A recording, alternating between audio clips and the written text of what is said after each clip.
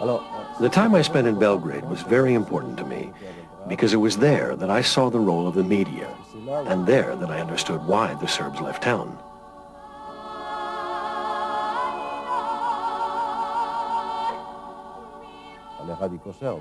The radical Serbs were claiming that they had uncovered a conspiracy to shoot all the Serbs during the night.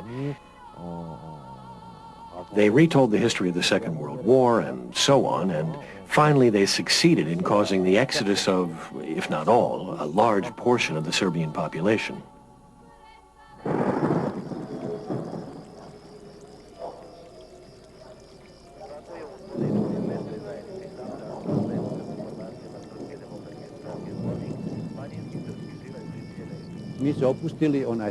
Meetings and peace talks were held all the time. Nobody slept. Instead, everybody listened to the radio for the entire night. And the radio said, the people of Zvornik should sleep soundly because the Yugoslavian People's Army is protecting them. Yes, on the radio. That same night, Vojin and Dusan and members of other paramilitary groups came into town in a big Mercedes filled with guns, various chemicals, iron bars for choking people, and other weapons.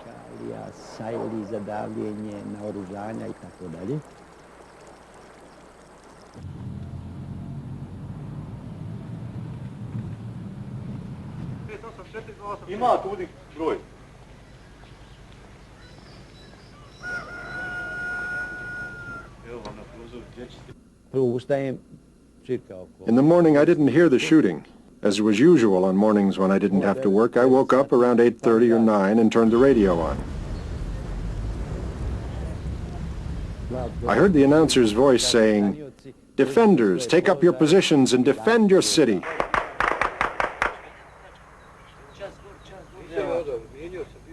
I thought to myself, what positions? What defenders? I got dressed in a hurry and went outside. In front of the house, I could hear shooting in the distance.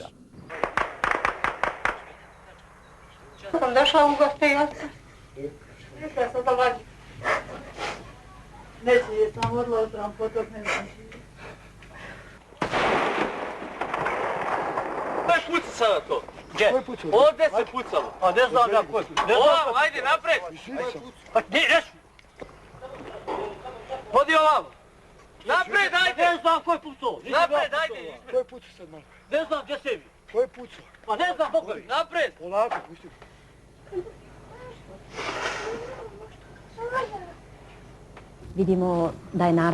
We saw people running away towards Muratovac, where the vacation homes are. They were running towards Kulegrad. But we didn't move. We stayed home. When we saw that everyone had left their homes, that nobody was left, we decided to leave as well. We went into the forest. It must have been about 8 a.m. when they started shelling. The shells were falling 30 or 40 meters in front of us.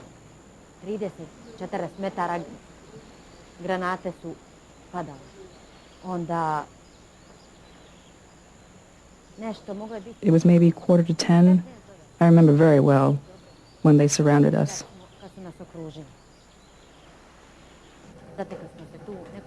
We were a group of several women, children and men. One woman was pregnant. They encircled us, and from the street below they told us that we were surrounded and that we shouldn't try anything, but should walk calmly down to the street.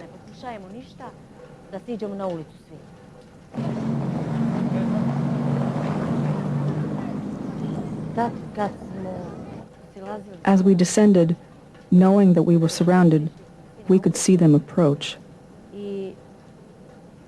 Then they separated the women from the men.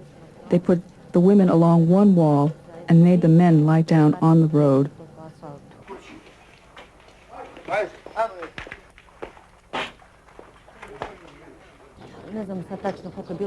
I'm not sure how many cars came, but the men were well armed. I remember one in particular, Vuchko, the wolf.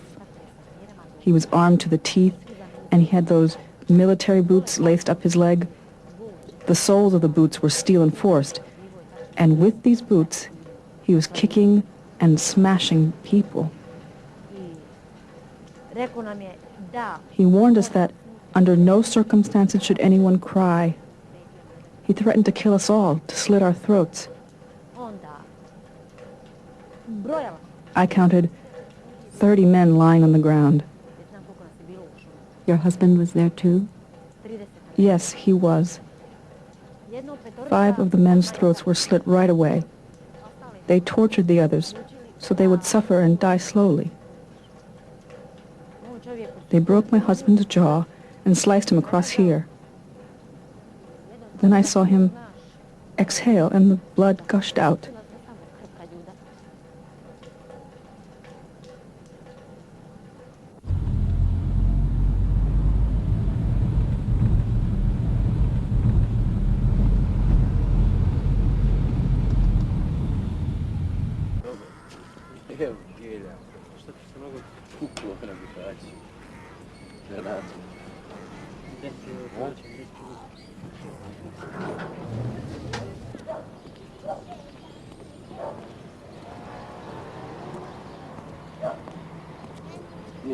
I have to say that the conflict we were involved in was a clean fight. Like knights. Whoever survived was the winner. We didn't provoke this conflict. The Muslims did. They picked a fight with the Serbs, so they should suffer the consequences.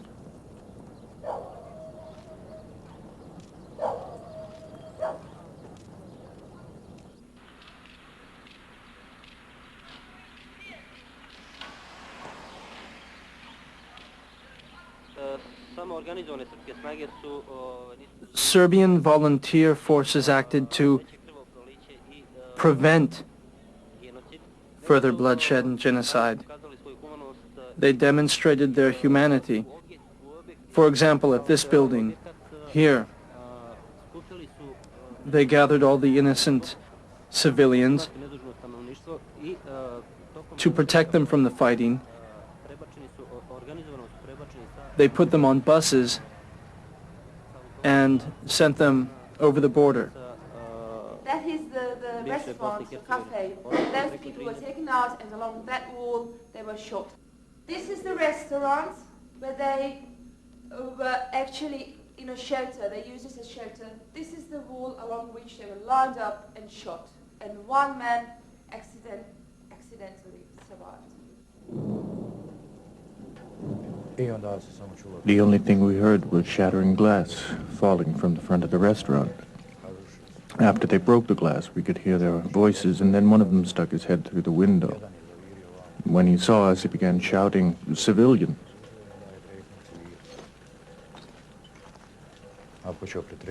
He started to search us in the room, looking for weapons that we might have thrown away before they had arrived, but he couldn't find any because there was nothing.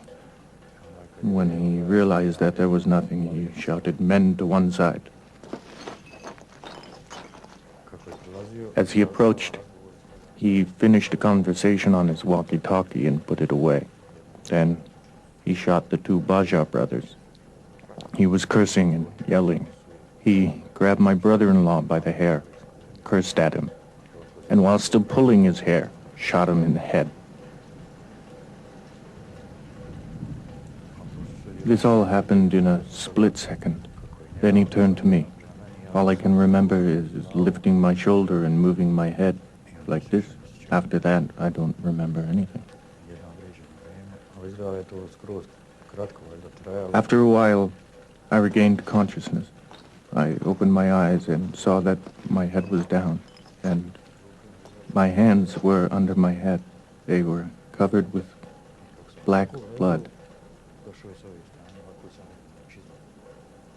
As I was lying there, I saw Boots coming toward me then, and he shot me again in the head.